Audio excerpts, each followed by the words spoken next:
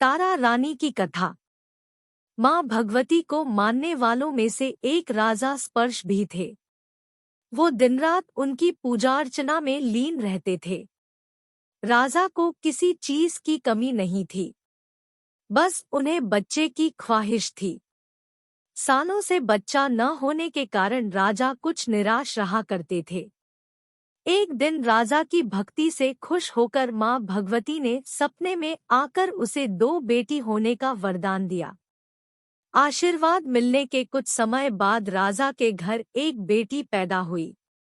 बेटी पैदा होने की खुशी में राजा ने सबको दावत दी और बेटी की कुंडली बनवाने के लिए पंडितों को बुलवाया। सबने राजा से एक ही बात कही कि यह साक्षात देवी का रूप है। जहां भी इसके कदम पड़ेंगे वहां खुशियां ही खुशियां होंगी। यह भगवती देवी की भक्तन होगी। इतना सब कहकर पंडितों ने लड़की का नाम तारा रख दिया। कुछ समय के बाद मंगलवार के दिन राजा के घर एक और बेटी पैदा हुई। ज्योतिषों ने उसकी भी कुंडली बनाई और उदास हो गए। राजा ने जब उनसे उदासी का कारण पूछा तो ज्योतिषों ने बताया कि ये लड़की आपके जीवन में खूब सारा दुख लेकर आएगी।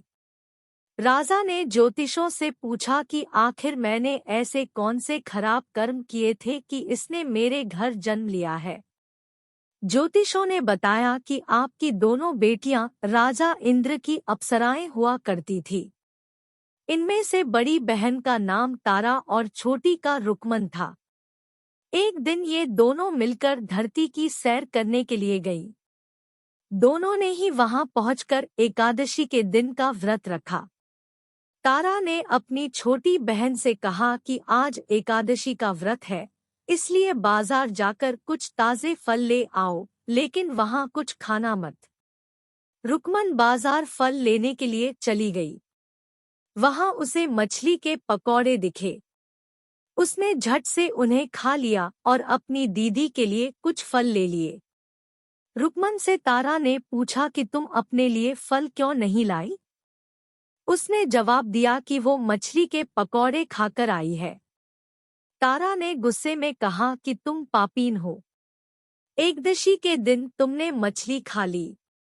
ऐसे खराब कर्म के लिए मैं तुम्हें छिपकली बनने का श्राप देती हूँ। अब उसी जंगल में तारा की बहन छिपकली बनकर रहने लगी। वहां एक जाने-माने ऋषि गुरु गोरख भी अपने कुछ शिष्यों के साथ रहते थे। उनके शिष्यों में से एक बहुत ही घमंडी था। अपने घमंड के चलते वो शिष्य कमंडल में पानी भरकर एकांत में बैठकर तपस्या करने लगा। तभी एक प्यासी गाय वहां आ गई। उसने सीधे अपना मुंह उस कमंडल में डाला और पानी पी लिया। पानी पीने के बाद जैसे ही गाय अपना मुंह बाहर को निकालने लगी तो कमंडल नीचे गिर गया और ऋषि का ध्यान भंग हो गया। ऋषि ने देखा कि गाय पानी पी गई है। अब गुस्से में ऋषि ने गाय को एक चिमटे से बुरी तरह घायल कर दिया।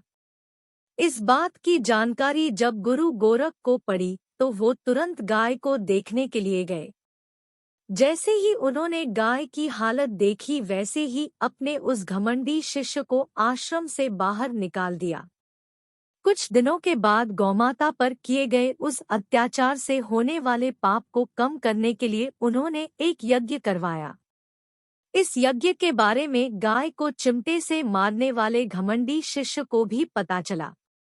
वो सीधे पक्षी का रूप धारण करके यज्ञ स्थल पर गया और भोजन में अपनी चोट से मरा हुआ सांप डाल दिया। किसी को इस बात की खबर नहीं हुई। ये सब होते हुए तारा से श्राप मिलने वाली छिपकली रुकमन देख रही थी। उसके मन में हुआ कि इसे खाकर सारे लोग मर जाएंगे। सबकी जान बचाने के लिए छिपकली बनी रुकमन सभी लोगों के सामने भोजन पर गिर गई। लोगों ने छिपकली को खूब कोसा और बर्तन को खाली करने लगे। उसी वक्त भंडारा करने वालों को खाने में मारा हुआ सांप भी दिखा। तब कहीं जाकर सबको समझ आया कि छिपकली सबकी जान बचाने के लिए जानबूझकर भोजन में गिरी थी। एक छिपकली होने के बावजूद भी इतने अच्छे विचार होने की वजह से यज्ञ में मौजूद सारे महत्वपूर्ण लोगों ने कहा कि हमें इस छिपकली की मुक्ति के लिए प्रार्थना करनी चाहिए। पंडित ने आगे बताया कि सबकी प्रार्थना से ही वो छिपकली तीसरे जन्म में आप जैसे प्रतापी राजा के घर बेटी के रूप में पैदा हुई है। वहीं तारा ने दूसरे जन्म तारामती के रूप में लिया और अयोध्या के राजा हरिश्चंद्र से शादी की। इतनी सब बातें कहने के बाद पंडितों ने राजा स्पर्श को रुक्मन को मारने की सलाह दी। इस बात पर राजा बोले, मैं किसी बेटी को कैसे मार सकता हूँ? ऐसा करना पाप होगा। फिर ज्योतिषों ने कहा कि एक संदूक में सोना चांदी लगवाकर उसके अंदर लड़की को रख देना और संदूक को पानी में बहा देना।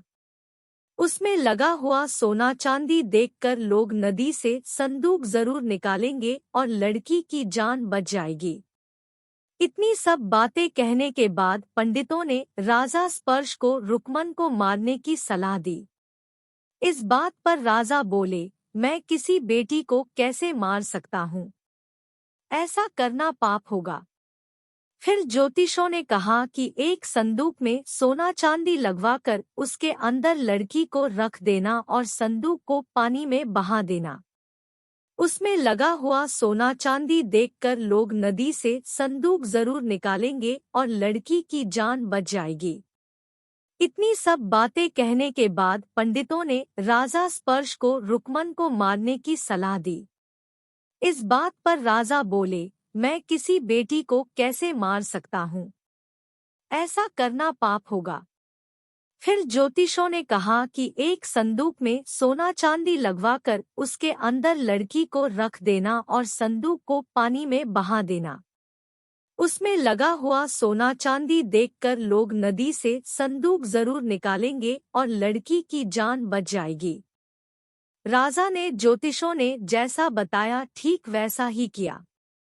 नदी में सोना चांदी जड़ा हुआ संदूक देखकर काशी के पास ही एक भंगी ने उसे बाहर निकाल लिया। उसके कोई बच्चे नहीं थे, इसलिए उसने संदूक के अंदर की लड़की को पालने का फैसला लिया। उसे भंगी व उसकी पत्नी ने खूब प्यार से पाला और रुक्को नाम रख दिया। बड़ी होते ही दोनों ने रुक्को की शादी करवा दी। रुक्को की सासू माँ तारामती और राजा हरिश्चंद्र के महल में साफ सफाई करने का काम किया करती थी। कुछ दिनों के बाद रुक्को की सासू माँ बीमार हो गई। उनकी जगह रुक्को वहां काम करने लगी। तारामती ने उसे देखा और पुराने जन्म के पुण्य के कारण पहचान लिया और उसे कहा कि तुम मेरे साथ बैठ जाओ। रुक्को ने बोला कि मैं तो भंगिन हूँ, इसलिए आपके पास नहीं बैठ सकती। तब तारामती ने उसे बताया कि तुम पूर्व जन्म में मेरी ही बहन थी। तुमने एकादशी के व्रत के दिन मछली खा ली थी और मैंने तुम्हें दंड देते हुए छिपकली बना दिया। अब तुम्हें दोबारा मनुष्य जन्म मिला है, तो इस जन्म में माँ वैष्णो की पूजा करके पुण्य कमा लो। माँ की पूजा से तुम्हारी सारी इच्छाएं भी पूरी होंगी। तारामती की इस बात को सुनने के बाद रुक्को माँ वैष्णो से एक बेटे के लिए प्रार्थना करती है और कहती है कि अगर उसकी मनोकामना पूरी हुई तो वो अपने घर में माँ वैष्णो देवी पूजन और जागरण कराएगी। माँ वैष्णो देवी उसकी प्रार्थना सुन लेती है और उसे बेटा होता है। पुत्र की प्राप्ति के बाद रुक्को उसकी देखभाल और लाड दुलार में माँ वैष्णो देवी की पूजा करना भूल जाती है। ऐसा होते होते 5 साल बीत गए और फिर एक दिन उस बच्चे को चेचक यानी माता निकल आती है। बच्चे की ऐसी स्थिति देखकर परेशान रुक्को अपने पिछले जन्म की बहन तारामती के घर जाकर उन्हें इस समस्या के बारे में बताती है। तब तारामती ने पूछा कि तुमने माँ वैष्णो देवी की पूजा अर्चना में कोई गलती तो नहीं की? फिर रुक्को को याद आता है कि उसने माँ वैष्णो देवी का जागरण कराने का प्रण लिया था। ये बात याद आते ही रुक्को को काफी पछतावा हुआ और मन में माँ से कहा कि बच्चे के ठीक होते ही वो अपने घर में जागरण कराएगी। अगले ही दिन उसका बेटा पूरी तरह ठीक हो जाता है। तभी रुक्को ने माता रानी के मंदिर जाकर पुजारियों को कहा कि मंगलवार के दिन घर में जागरण करवा दीजिए। रुक्को की बात सुनकर पंडित कहते हैं कि तुम यही 5 रुपए दे दो, तुम्हारे लिए हम मंदिर में ही जागरण करा देते हैं। रुक्को कहती है, मुझे पता है कि मैं चमारिन हूँ, लेकिन आप मेरे घर आकर ही जागरण करवा दीजिए। माँ किसी तरह का भेदभाव नहीं करती है, तो आपको भी नहीं करना चाहिए। इस पर पंडितों ने विचार विमर्श करके कहा कि अगर रानी आपके जागरण में आती है तो हम तुम्हारे घर आकर जागरण करने के लिए तैयार हैं। पंडितों की बातें सुनकर रुक्को अपनी बहन रानी तारामती के पास जाती है और तारामती को सारी बात बताती है। रुक्को की बातें सुनकर तारामती जागरण में जाने के लिए तैयार हो जाती है। इस बात को बताने के लिए रुक्को जब पंडित जी के पास जाती है, तब उनके बीच की बातों को सेन नामक नाई सुन लेता है। फिर वह राजा हरिश्चंद्र को जाकर सारी बातें बता देता है। राजा के मन में हुआ कि रानी को नीची जाति वालों के घर जागरण में नहीं जाना चाहिए। इसी वजह से वो अपनी उंगली काट लेते हैं, जिससे उन्हें नींद न आए और रानी जागरण में न जा सके। जब जागरण का समय होता है, तब भी राजा को जागते हुए देखकर रानी मन ही मन मां वैष्णो देवी से प्रार्थना करती है कि महाराज को नींद आ जाए ताकि मैं जागरण में जा सकूं।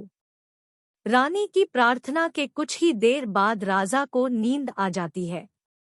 फिर रानी तारामती रोशनदान में रस्सी बांधकर महल से नीचे आकर रुक्को के घर चली जाती है।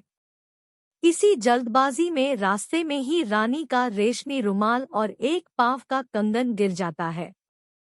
इधर कुछ वक्त बाद राजा हरिश्चंद्र की नींद टूट जाती है। नींद खुलने पर रानी को अपने पास न देखकर राजा उसकी तलाश में निकल जाते हैं। रानी को ढूंढते ढूंढते उन्हें रानी का रुमाल और कंगन मिलता है। रानी की चीजों को अपने साथ लेकर राजा जागरण स्थल पहुंचते हैं और एक जगह चुपचाप बैठकर जागरण सुनने लगते हैं। मां वैष्णो देवी के जयकारे के साथ जागरण खत्म होता है और सभी को प्रसाद दिया जाता है। तब रानी अपने हिस्से के प्रसाद को झोली में डाल लेती है। रानी के ऐसा करने पर लोग उनसे पूछते हैं कि वो प्रसाद क्यों नहीं खा रही है। अगर आप प्रसाद का सेवन नहीं करती है, तो जागरण में आए लोग भी प्रसाद नहीं खाएंगे। तब रानी बोलती है कि वह प्रसाद राजा के लिए था, अब आप मुझे प्रसाद दीजिए। फिर अपने लिए प्रसाद लेकर रानी सबके सामने उसे खा लेती है। रानी के प्रसाद खाते ही जागरण में मौजूद सभी भक्तों ने भी प्रसाद खाया। उसके बाद रानी महल के लिए निकल जाती है। तभी रास्ते में ही राजा उन्हें रोककर पूछते हैं कि तुमने नीच जाति के घर प्रसाद खाकर खुद को अपवित्र कर लिया है। तुमने मेरे लिए भी प्रसाद रखा है, अब तुम उससे मुझे भी अपवित्र करना चाहती हो। अब मैं तुम्हें अपने महल नहीं लेकर जा सकता। यह बोलते हुए जब राजा रानी की झोली को देखता है, तब उन्हें प्रसाद की जगह गुलाब, चंपा जैसे अनेक फूल और कच्चा चावल व सुपारियां नजर दिखती हैं। इस चमत्कार को देखकर राजा हैरान हो जाते हैं। फिर राजा चुपचाप रानी को अपने साथ लेकर महल पहुंचते हैं।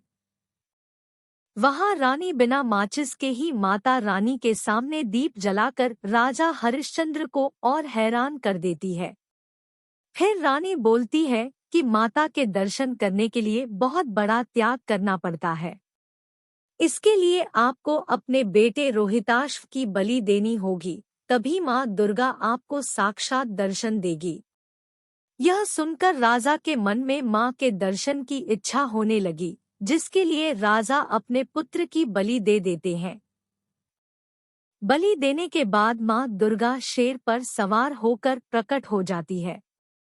उन्हें देखकर राजा हरिश्चंद्र काफी खुश हो गए और माँ दुर्गा ने तुरंत राजा के बेटे को दोबारा जिंदा कर दिया। इस चमत्कार को देखकर राजा हरिश्चंद्र खुश हो गए। तभी राजा ने मां की पूरी विधि से पूजा करके उनसे गलतियों की माफी मांगी।